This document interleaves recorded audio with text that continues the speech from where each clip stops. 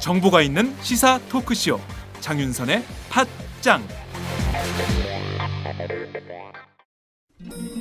아직도 홍삼만 드십니까? 홍삼만 드신 여러분 행복하십니까? 살림살이 좀 나아지셨습니까? 이제 마카 산삼을 드십시오.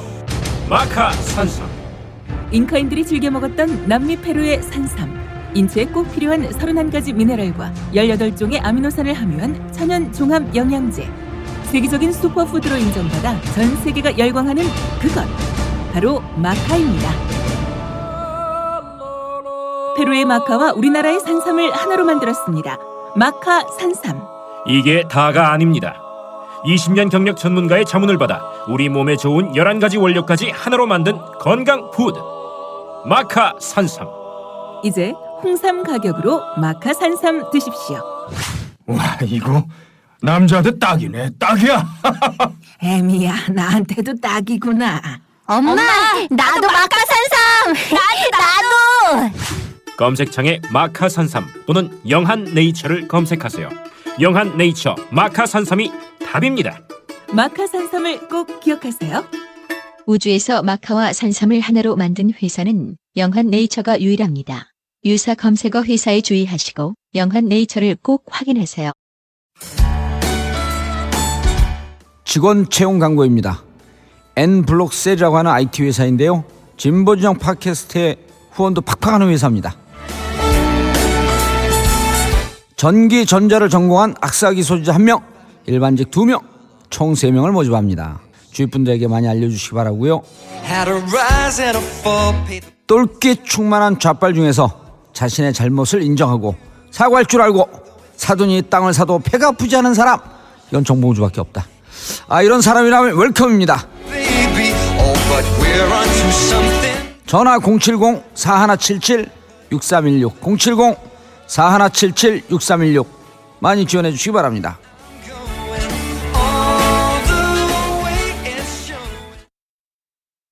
안녕하세요. 장윤선입니다. 오늘은 3월 18일 수요일입니다. 어제 열린 박근혜 대통령과 문재인 새정치민주연합 대표 그리고 김무성 새누리당 대표의 3자 회동에서 야당 대표의 존재감은 그 어느 때보다 컸던 것으로 오늘 조간신문들은 평가하고 있습니다. 약 110분간 이어진 이번 회동에서 문재인 대표는 작심한 듯 준비한 원고를 읽어내려가면서 박근혜 정부의 경제정책 실패 그리고 경제 수장 교체 등을 주문한 것으로 전해지고 있습니다. 박 대통령은 문 대표가 경제민주화와 복지공약 파기를 언급하는 대목에서부터 메모를 하기 시작했다고 하는데요. 특히 가계부채 대책을 언급할 때는 문 대표의 얼굴을 쳐다보기도 했다. 이렇게 전해지고 있습니다. 특히 박 대통령은 경제를 살리려고 하는데 못하면 얼마나 한이 맺히겠냐 하는 대목에서 목소리가 떨리기도 했다. 이렇게 언론은 전하고 있는데요. 이번 회동은 과거 영수회담과 비교할 때 굉장히 달라졌다는 것이 정치권 관계자들의 평가이기도 합니다. 실제 TV 토론을 방불케 할 정도로 야당 대표가 대통령을 향해서 묻고 따지고 비판했다는 건데요. 이것이야말로 정말 우리 국민들이 보고 싶었던 정치권의 장면이 아닌가 싶기도 합니다. 최소한 야당 대표가 국민 대다수가 겪고 있는 어려움에 대해서 대통령과 직접 만나 정면으로 말하고 그 대책을 마련한다면 아마도 우리 국민 다수는 이제야 제1야당이 자기 자리로 제대로 돌아왔다 이렇게 평가할 것 같습니다. 문제는 지금부터입니다. 박 대통령과 맞선 문재인 대표가 현재까지 노정된 수많은 경제 현안들, 특히 당면 과제인 최저임금 인상, 또 깎아준 법인세 인상, 또 가계부채와 전월세 폭등에 대한 대책, 비정규직 문제 등 노동해법, 특히 민주주의를 역행하고 있는 문제들에 대해서도 꼼꼼하게 또 치밀하게 따지고 분석해서 국민의 입장에서 국민만 바라보고 가는 정치에 발동을 걸어야 한다는 점입니다. 그래야 새정치민주연합 지지율 또 문재인 대표의 지지율도 고공행진할 수 있는 길이 열릴 것입니다. 오늘 팟짱은 박정호의 뉴스짱으로 출발합니다. 김상곤 전 경기교육감이 혁신 더하기 연구소를 창립하는데요. 이 혁신 더하기 연구소는 어떤 역할을 하는 것일까요? 오늘 직접 들어보도록 하겠습니다. 또한 최근 홍준표 경남지사로 인해서 다시 촉발된 무상급식 논쟁도 짚어보도록 하겠습니다. 매주 수요일의 고정 코너 이상민, 임태훈의 인권의 정치. 오늘은 청와대 특별감찰관 인사청문회 그리고 리퍼트 대사와 사드의 관계 등에 대해서 짚어보겠습니다. 팟짱 시작합니다.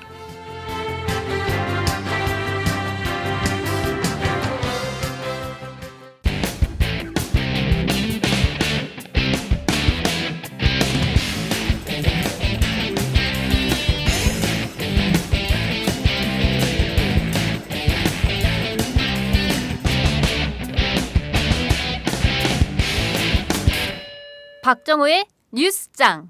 박정호의 뉴스장 시작하겠습니다.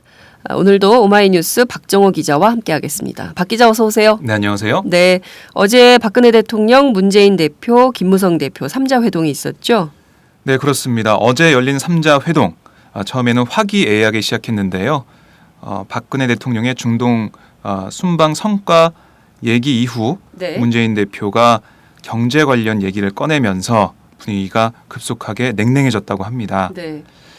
어제 문 대표는 박 대통령과 악수하면서 안녕하세요라고 서로 인사를 나눴고요. 네. 자리에 앉아서는 오랜만에 뵙습니다. 순방 뒤라 피곤하실 텐데 이렇게 또라고 감사의 뜻을 표시했습니다. 박 대통령도 이에 문 대표님 취임 이후에 정식으로 뵙는 게 처음입니다. 다시 한번 축하드립니다. 라고 덕담을 건넸습니다. 네, 하지만 문재인 대표가 경제가 매우 어렵다. 국민들은 먹고 살기가 참 힘들다. 대통령께서는 민생을 살리기 위해 노심초사했지만 정부 경제정책은 국민적 삶을 해결하는 데 실패했다. 총체적인 위기다. 경제정책을 대전환해 소득주도 성장으로 가야 한다. 이렇게 지적하면서 분위기가 긴장감이 감돌았습니다. 네. 특히 문재인 대표 입에서 실패, 파기 이런 발언이 나왔을 때 아마 박근혜 대통령 당황하지 않았을까라는 생각이 좀 들기도 합니다. 과거에 보면 역대 회동이 수차례 있었지만 그때마다 뭐 공약을 파기했다, 실패했다 이런 직접적인 워딩이 있었던 것 같지는 않거든요. 대체로 화기애애한 분위기였는데 네. 이번에는 좀 각을 세워서 한 것 같네요. 네, 그렇습니다. 박 대통령은 문 대표의 입에서 실패, 파기 등의 말이 나오자 고개를 숙이고 테이블 위에 놓인 메모지에 적는 모습을 보였고요. 네. 하지만 박 대통령도 적극적으로 정부가 할 일을 하고 있다. 이런 반박을 했습니다. 그리고 경제를 살리는 데에는 정치권이 도와줘야 한다. 이렇게 주장을 했습니다. 네. 실제 이번 회동 직후에 즉각 청와대에서 문재인 대표의 입장을 반박하는 반박 기자회견을 열기도 했고요. 네. 이렇게 뭔가 공세에 맞불 공세를 놓는 방식으로 좀 가는 게 아닌가 싶은데 문제는 여기서 굉장히 많은 현안들이 나왔는데 이 의제들에 대해서 차곡차곡 국회 안에서 또 정부 안에서 실질화하는 노력을 해야 되는 게 아닌가라는 생각이 좀 듭니다. 한국과 미국 그리고 중국 간에 이게 사드 때문에 공개적으로 대립하는 양상으로 가고 있는 건데 계속 번지는 확전하는 양상이네요. 네, 어제 한국과 미국이 비슷한 시각에 유사한 수위로 사드 고고도 미사일 방어 체계의 한국 배치에 대한 중국의 문제 제기를 정면 반박했습니다. 네. 어떤 신문은 서울 삼국지라고 표현을 하기도 했는데요. 그만큼 한국과 우리 미국, 중국 외교 갈등이 표면화하고 있습니다. 네. 방한한 데니얼 러셀 미 국무부 동아시아 태평양 담당 차관보는 어제 사드의 한국 배치 문제와 관련한 중국의 우려 표명에 대해서 아직 배치되지 않고 여전히 이론적인 문제인 안보 시스템에 대해 삼국, 그러니까 중국을 뜻하죠. 삼국이 강하게 목소리를 내고 나선다는 것을 의아하게 여긴다고 말했습니다. 네. 그 전날 유젠차오 중국 외교부 부장조리가 중국의 관심과 우려를 중시해 줄 것을 희망한다고 공개적으로 우려를 제기한 데 대한 반박으로 풀이가 됩니다. 러셀 차관보는 한미 양국은 북한의 탄도미사일 프로그램에 의한 상당한 위협에 직면해 있으면서 우리 군, 그러니까 미국을 뜻하죠. 네. 미국 당국은 한국과 한국 시민, 미국을 보호하기 위해 시스템을 고려할 책임이 있다고 밝혔습니다. 네. 사드의 한국 배치 필요성을 애둘러 표현한 건데요. 네. 또한 한 가지 또 쟁점이 있죠. 중국 주도의 아시아 인프라 투자은행 네. AIIB인데요. 네. 이 한국이 가입하는 문제에 대해서도 러셀 차관보는 은행 지배 구조와 투명성을 강조한 뒤 은행 운영 과정을 지켜볼 필요가 있다는 취지의 언급을 했습니다. 네. 부정적인 인식을 드러낸 거죠. 그렇습니다. 지금 사드 때문에 두 미중 강대국들이 대치하거나 막 이런 양상을 보이고 있는데 실제로 이거를 조금 진정 국면으로 가야 되는데 이게 계속 붙고 있어서 좀 걱정인데 지금 보니까 김무성 새누리당 대표 그리고 또 유승민 원내대표 이것 때문에 실제로 당내가 자중질환이 일어나고 있다 이런 보도도 나왔네요. 네, 김무성 새누리당 대표가 어제 국회에서 기자들과 만나서요. 사드 배치 논의와 관련한 질문에 답을 했습니다. 외교와 국방이 다 관련된 예민한 부분은 당에서 토론에 결정할 성격이 아니다. 당에서 건드리면 문제가 커진다. 정부에 맡겨놔야 한다고 말했는데요. 지금 유승민 원내대표가 의총을 계속 밀어붙이고 있는 상황에서 이런 발언은 유승민 대표의 브레이크를 건 게 아닌가라고 생각을 해볼 수가 있습니다.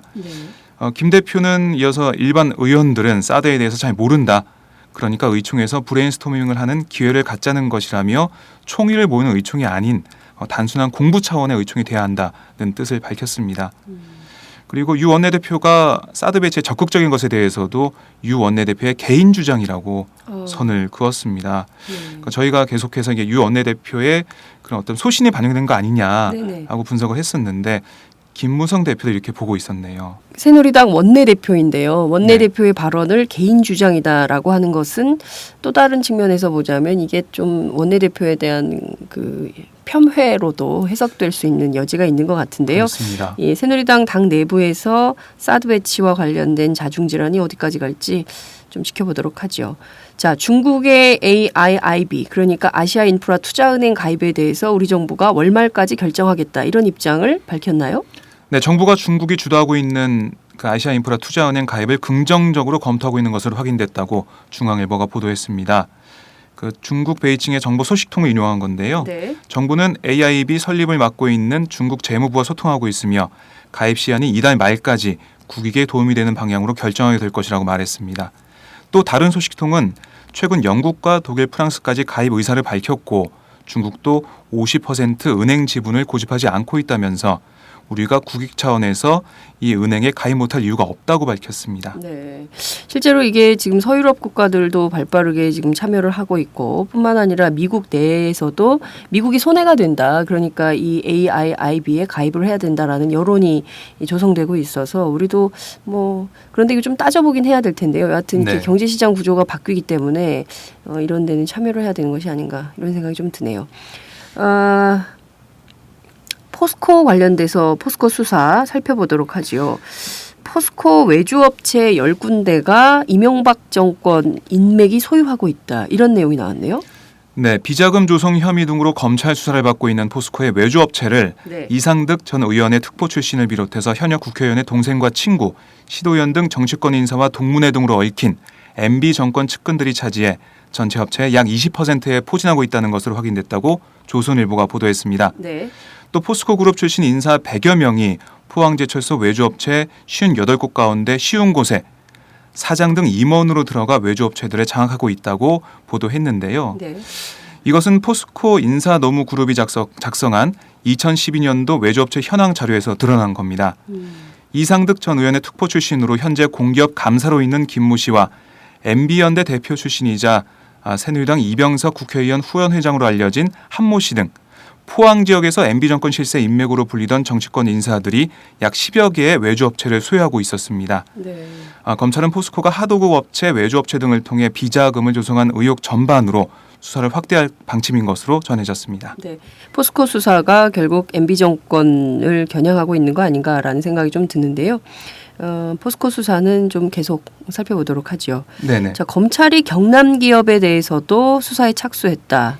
이게 뭐 자원외교 관련된 첫 번째 타깃이 되고 있다. 이런 보도가 나왔네요. 네, 검찰이 이명박 정부의 자원외교 실패 논란과 관련해서 경남 기업의 마다가스카르 암바토비 니켈 광산 프로젝트 지분 투자 의혹에 대한 수사에 착수한 것으로 확인됐다고 동아일보가 보도했습니다. 네. 서울중앙지검 특별수사 1부는 한국광물자원공사가 2010년 경남 기업의 암바토비 사업 지분을 비싼 값에 매입해 116억 원의 손실을 입었고 지분을 삼성물산과 현대컨소시엄에 저가로 매각해서 회사에 총 932억 원의 손실을 입혔다는 의혹에 대해서 신빙성이 있는 것으로 보고 자원외교 관련 첫 수사에 들어갔습니다. 네. 이 안바토비 니켈 광산 프로젝트는 2006년 10월 광물자원공사가 국내 기업 7곳과 컨소시엄을 구성해서 아프리카 마다가스카르의 안바토비 니켈 광산 개발 사업에 1조 9천여억 원, 그러니까 전체 사업 지분의 27.5%를 투자하는 계약을 맺으면서 시작됐는데요. 네. 컨소시엄 대표사인 광물자원공사는 경남 기업이 자금 사정 악화로 투자비를 내지 않자 납부 의무 기한을 연장하고 대금 대납 혜택을 준 것으로 알려졌습니다. 2010년 결국 경남 기업은 투자금을 조달하지 못해서 사업에서 손을 떼게 됐는데요. 네. 당초 계약에 따르면 지분 가치의 25%만 받고 지분을 반납해야 했지만 광물공사는 2010년 3월 경남 기업 지분 가치의 100%를 지불하고 지분을 인수해 특혜를 줬다는 의혹이 일었습니다. 근데 이 경남 기업의 대주주가 네네. 새누리당 소속으로 국회의원을 지낸 성완종 회장입니다. 그렇군요. 네. 아프리카 마다가스카르 그리고 안바토비 니켈 광산 관련해서요. 새정치민주연합 그 자원외교 국조특위 위원들 네. 그리고 또 하베스트도 직접 새정치민주연합 그 특위 소속 위원들이 다녀온 걸로 알고 있는데 오늘 기자회견 한다는 얘기도 있는데 구체적으로 어떤 사실들이 더 드러난 것이 있는지 확인해 보도록 하겠습니다. 자, 박근혜 정부가 사정 칼날을 휘두르고 있어서 재계 전반이 떨고 있다. 이런 보도가 나왔네요. 포스코를 시작으로 한 검찰발 대기업 사정이 전방위로 확산될 조짐을 보이는 가운데 기업들이 불안감을 감추지 못하고 있습니다. 네. 건설업계는 검찰이 업계의 아킬레스건이나 다름없는 해외 비자금 조성과 담합 행위의 위법성을 파헤치겠다고 나서고 있는 것에 대해서 긴장하고 있는데요. 네. 포스코건설 비자금과 관련해서는 최근 베트남에서 공사를 많이 수주했던 건설사 등이 촉각을 곤두세우고 있습니다. 포스코건설이 주장하듯 하도급 대금 부풀리기로 조성한 비자금을 발주처에 리베이트로 전달하는 게 현재 관행이었다면 네. 다른 건설사도 마찬가지 방식으로 비자금을 조성했을 개연성이 크기 때문입니다. 대형 건설사 관계자는 해외 비자금과 담합은 그동안 업계의 관행으로 굳어진 측면이 있다면서 여기에 법 규정을 들이댄다면 검찰 수사를 피할 수 있는 건설사는 거의 없을 것이라고 토로했습니다. 실질적으로 많은 해외 파견돼 있는 건설사들이 이렇게 비자금을 만들기 위해서 업계 내부의 그 담합 비리가 네. 관행적으로 있었다는 것인데요. 그렇다면 이 부분에 대해서도 검찰 수사를 모두 받아야 되는 게 아닌가 이런 생각이 좀 드네요. 네, 지금 검찰 수사 선상에 동부그룹, 신세계 등도 올라 있는 상황입니다. 네, 그렇습니다. 자, 국회 정개특위가 출범했군요. 그렇습니다. 20대 총선 선거구 재획정 등 수많은 현역 국회의원들의 정치 생명이 걸린 주요 정치 개혁 과제를 다룰 국회 정개특위가 어제 구성됐습니다. 하지만 현역 의원들의 이해관계가 직결된 쟁점이 많고 여당의 태도가 완강해서 선거제도 전반에 대한 개편 논의로 이어지기에는 쉽지 않을 것으로 보입니다. 네. 여야 동수 20명으로 구성된 정개특위. 여기에 보면은 새정치연합은 유인태, 박영선 의원 등 3선급의 무게감 있는 인사들을 많이 배치했고요. 네. 반면에서 여당은 네. 초재선 중심으로 위원단을 꾸렸습니다. 눈길을 끄는 게 위원장 자리인데요. 네. 이병석 의원이 위원장을 맡게 됐습니다. 네. 김재원 청와대 정무특보 새누리당 의원 겸직 논란을 일으킨 장본인이기도 한데요. 이분이 세월호 유가족 대변인을 고소한 사건이 있네요. 네, 김재원 청와대 정무특보, 네, 새누리당 의원이기도 하죠. 네. 세월호 참사로 숨진 예은 양의 아버지인 유경근 4.16 가족협의회 대변인을 명예훼손 혐의로 고소한 사실이 뒤늦게 알려졌습니다. 어제 검찰 등에 따르면 김 특보는 지난해 12월 31일 SNS에 유경근 4.16 가족협의회 집행위원장이 허위사실을 적시해 새누리당 지도부의 명예를 훼손했다는 내용의 고소장을 서울 남부지검에 제출했습니다. 네. 피소된 유 위원장은 고소장 접수 2개월 뒤인 어제 경기도 안산단원경찰서를 방문해서 1시간가량 조사를 받았습니다. 네. 유 위원장은 지난해 12월 24일 자신의 페이스북 계정에서 새누리당 지도부 몇 명이 티타임 미팅을 하면서 가족들이 돈을 더 달라고 한다. 얼마인지 액수도 안 밝히면서 많이 달라고 한다는 식의 말을 했다고 한다 등의 글을 올렸습니다. 네. 이에 대해서 김재원 특보는 이는 사실관계와 전혀 다른 내용이자 새누리당 지도부의 명예를 심각하게 훼손하는 인신공격성 발언이라면서 공식적인 사과가 없을 경우 허위사실 유포와 명예훼손에 대한 책임을 물을 수밖에 없다고 말했습니다. 이후 김 특보는 유 위원장이 사과하지 않자 지난해 말 서울 남부지검에 유경근 위원장이 SNS에 허위사실을 적시해 새누리당 지도부의 명예를 훼손했다며 고소장을 제출했습니다. 유 위원장이 최근에 그 페이스북에 이런 얘기를 했는데요. 그 신원 확인 관련된 질문 이것만 답변하고 경찰 조사에서 나머지는 전부 진술 거부권을 행사했다. 그 재판 과정에서 할 말이 많다. 이런 글을 올렸는데요. 4.16 참사가 이제 곧 1년이 다가오는데 이 과정에서 또 이런 소송전이 진행이 되니 유경근 대변인의 마음이 더 무겁지 않을까라는 생각이 좀 드네요. 오늘 말씀 잘 들었습니다. 감사합니다. 네, 고맙습니다.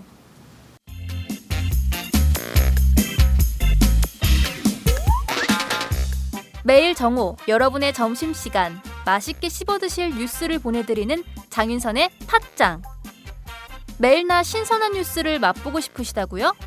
보수 언론이 대충 훑고 지나간 뉴스 그 이면의 진실을 알고 싶으시다고요? 그렇다면 여러분의 곁에 장윤선의 팟짱이 있습니다. 좋아요와 구독하기로 응원해주세요. 포털사이트 검색창에서 장윤선의 팟짱을 치거나 모바일 앱스토어에서 팟빵 클릭 후 장윤선의 팟짱을 들러주세요. 요거 재밌네 할 때는 과감하게 좋아요를 눌러주세요. 여러분의 꼼꼼한 사랑이 팟짱을 키웁니다. 장윤선의 팟짱 애청자 여러분, 좋아요와 구독하기 꼭 부탁드립니다.